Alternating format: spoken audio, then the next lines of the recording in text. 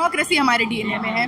पर इसी देश में हम देखते हैं कि आज यहाँ की जेलों में सबसे ज़्यादा अध्यापक, स्टूडेंट्स, मुस्लिम, आदिवासी लोग भरे हुए हैं। चाहे वो छात्र हो, दलित हो, मुसलमान हो, आदिवासी हो, मजदूर हो, महिलाएं हो, उनको आज द्वितीय दर्जे का नागरिक उनको घोषित कर देना है। आप असली देशभक्त हैं अगर आप गुंडागर्दी करते हैं, आप असली देशभक्त हैं अगर आप मस्जिद के आगे जाके गाने बजाते हैं। ये तो सरकार आई ही थी ऐसे कि मोहन भागवत लगातार बोलते हैं कि संविधान की जगह मनुस्मृति होना चाहिए। इनके तमाम मंत्री कहते हैं, और मनुस्मृति जो ऐसा दस्तावेज है तो कहता है कि दलित अगर, खासकर नीचे वर्ग से दलित अगर सुन ले वेद का उच्चारण तो उसके कान में शीशा पिघला के डाल देना चाहिए। महिलाओं के बारे में जिस तरह की ओछी बातें हैं, तो ये तो चाहते हैं कि एक ऐसा देश बने, एक हिंदू प्रधान देश बने जहाँ पे एक ऊंचे वर्ग, ऊंचे जाति के लोगों का वर्चस्व रहे और बाकी सब लोग सेकंड क्लास सिटीजन हों। जो बुलडोजर से हो रहा है, फैक्ट्रियों में आग लग जा रही है, भयावह तरीके से मजदूरों की जान चली जा रही है।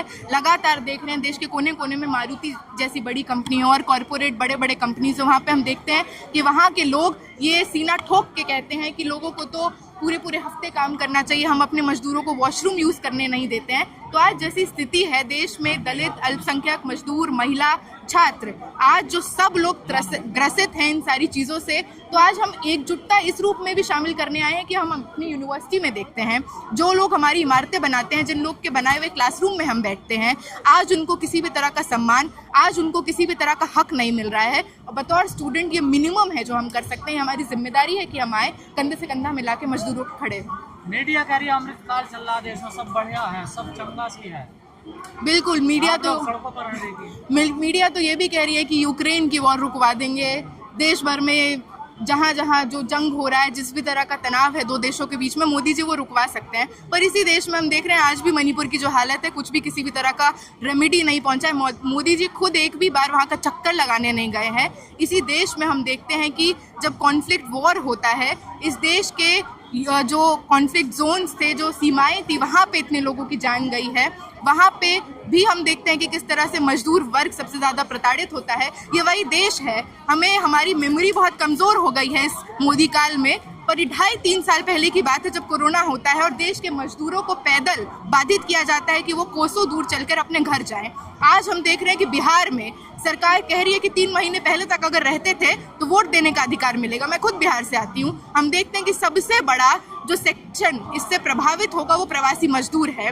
बिहार के लोग देश के कोने कोने में जाकर, चाहे वो बम्बई हो, चाहे वो दिल्ली हो, बैंगलोर हो, ऐसे तमाम शहरों की नींव इन लोगों ने रखी है। तो आज प्रवासी मजदूर को बेहतर नौकरी रोजगार के अवसर को ढूंढते हुए जो लोग निकले हैं उनको, और छात्रों को कह दिया जा रहा है कि भाई आपको तो वोटिंग का अधिकार नहीं मिलेगा। तो आज हर तरह से ये सरकार आमदा है, कोशिश है कि चाहे वो छात्र हो, दलित हो, मुसलमान हो, आदिवासी हो, मजदूर हो, महिलाएं हो, उनको आज द्वितीय दर्जे का नागरिक उनको घोषित कर देना है। सरकार ने कानून पास तो कर दिया पर लागू तो नहीं किया ना। देखिए कौन सा कानून? यही लेबर लॉ कोड जो बनाए सरकार, लागू नहीं अभी कहाँ लागू किया? अभी फुल्ली लागू नहीं हुआ है। आप देखेंगे तो हर तरह से लोगों को यूनियनाइज होने का अधिकार नहीं है। लोग अगर किसी भी तरह से गोलबंद होते हैं अपने हक हकूक के लिए, उनको निकाल दिया जाता है। हमारी यूनिवर्सिटी में 4 साल पहले तक लोग ऐसे ही नौकरी पे आते थे, आज ठेका पट्टी पे लोग नौकरी पे आते हैं। गार्ड्स तक का ठेका पे नौकरी हो रहा है। अलग अलग जो सफाई कर्मचारी हैं उनका ठेके पे काम हो रहा है।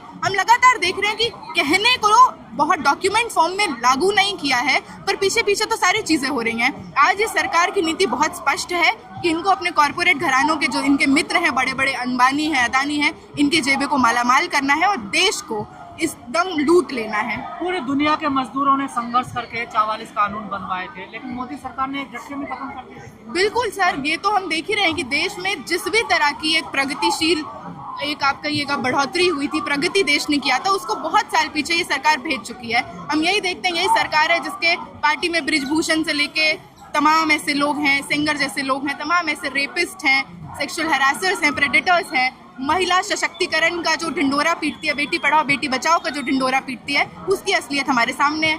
हर तरह से हम देखते हैं कि ये लोग कहते हैं कि डेमोक्रेसी हमारे डीएनए में है। विदेश में जाके मोदी जी कहते हैं डेमोक्रेसी हमारे डीएनए में है। पर इसी देश में हम देखते हैं कि आज यहाँ की जेलों में सबसे ज़्यादा अध्यापक, स्टूडेंट्स, मुस्लिम, आदिवासी लोग भरे हुए हैं। इसी हमारी यूनिवर्सिटी से हनी बाबू आज जेल में है। जीएन साईं बाबा पढ़ा रहे थे, उनको निकल गए, उनकी मृत्यु हो गई। हमारे जैसे छात्र, पीएचडी स्कॉलर उमर खालिद आज जेल में है।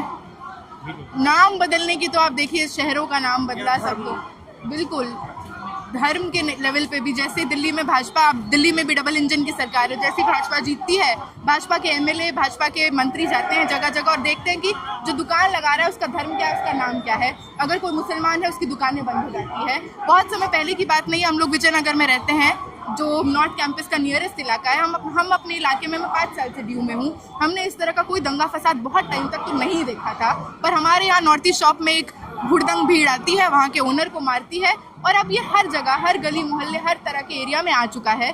तो आज बिल्कुल ये सरकार सह दे रही है कि जाइए मारिए। हम बहुत साल पहले देखे कि किस तरह से एक सीआरपीएफ का जवान ट्रेन में एक व्यक्ति को मार देता है। तो ऐसी चीज़ें बहुत आम हैं। आप असली देशभक्त हैं अगर आप गुंडागर्दी करते हैं, आप असली देशभक्त हैं अगर आप मस्जिद के आगे जाके गाने बजाते हैं, आप असली देशभक्त हैं अगर आप दलित और आदिवासी को जान कर, पहचान कर उनकी लिंचिंग करते हैं। लेकिन अंजलि जी, देखा जा रहा है मोदी जी बार बार कहते हैं मैं गरीब माँ का बेटा हूँ, मेरी माँ बर्तन मांजती है, तो फिर मजदूरों के खिलाफ ऐसा कानून क्यों लाए हैं वो? बिल्कुल, ये सब दिखावा है मोदी जी का। बिल्कुल दिखावा तो है ही सर। ये 10 साल से ज़्यादा हो गया और ऐसा है नहीं कि यहाँ की जनता जान नहीं रही है कि कितना बड़ा ढोंग है। मोदी जी खुद को चाय बेचने वाले, खुद को गरीब माँ का बेटा, ये सब बार बार ये सारी जो आप कहेंगे बहुत चीज़ों से अपने आप को बोलते रहते हैं। पर हम बार बार देखते हैं कि इस देश में जो उनका पक्ष, वो किसका पक्ष ले रहे हैं? वो पक्ष ले रहे हैं अदानी का, अंबानी का। लगातार जंगलों को साफ किया जा रहा है, लगातार आप क्लाइमेट क्राइसिस देखिए देश में जिस तरह की हालत है। दिल्ली तो राजधानी है, दिल्ली में जो हालत है, तो इतनी फैक्ट्रीज लग रहे हैं, लोगों के घर टूट रहे हैं, लगातार डेमोलिशंस हो रहे हैं। हमें भी पता है कि इसी दिल्ली में ये लुटियंस दिल्ली हो जाए, वसंत कुंज हो जाए, वहाँ पे तो कभी बुलडोज़र नहीं चलता, पर बुलडोज़र चलेगा की जगह पे जहाँ पे बुरारी हो वहाँ पे बुलडोज़र चलेगा, खड़गडिवारा में बुलडोज़र चलेगा। ऐसे इलाकों में बुलडोज़र चलता है जहाँ पे या तो पलायन करके आए हुए लोग हैं जिनको एकदम या तो घुसपैठिया करार दे देना आसान है, या तो वर्किंग क्लास एरियाज़ में चलेगा जिनके पास लीगल कोर्ट कचहरी तक जाने का भी पैसा नहीं है। तो हाशिए पर जो हैं उन पे तो और दमन करना बहुत आसान है। संविधान को दुहाई देते हैं, लेकिन अब बीजेपी के नेता, आरएसएस के बड़े नेता कह रहे हैं संविधान बदल देना चाहिए। बिल्कुल, ये तो सरकार आई थी ऐसे कि मोहन भागवत लगातार बोलते हैं कि संविधान की जगह मनुस्मृति होना चाहिए, इनके तमाम मंत्री कहते हैं। और मनुस्मृति जो ऐसा दस्तावेज है तो कहता है कि दलित अगर, खासकर नीचे वर्ग से दलित अगर सुन ले वेद का उच्चारण तो उसके कान में शीशा पिघला के डाल देना चाहिए। महिलाओं के बारे में जिस तरह की ओछी बातें हैं, तो ये तो चाहते हैं कि एक ऐसा देश बने, एक हिंदू प्रधान देश बने जहाँ पे एक ऊंचे वर्ग, ऊंचे जाति के लोगों का वर्चस्व रहे और बाकी सब लोग सेकंड क्लास सिटीजन हों। जो इटावा में हुआ, ये मनुस्मृति का एग्जाम्पल है क्या? बिल्कुल है। जो इटावा में हुआ, हम कुछ टाइम पहले ही देखते हैं कि एक आदिवासी व्यक्ति के मुंह पे पेशाब कर दिया, तो ये सब इसी का तो एग्जाम्पल है। आज ये सरकार, फिर से मैं वही कहूंगी कि खुलेआम इसने घोषणा कर दी है। जब आप परवेश वर्मा, अनुराग ठाकुर जैसे लोगों को शाबाशी देते हुए मंत्रिमंडल में शामिल करते हैं, तो आप एक तरह से कह रहे हैं कि आज सही में देश में जो लोग भी विपक्ष में हैं, सवाल करते हैं, विरोध करते हैं, उनको खुलेआम अगर उनकी लिंचिंग भी हो जाए तो ये देश के पक्ष में है।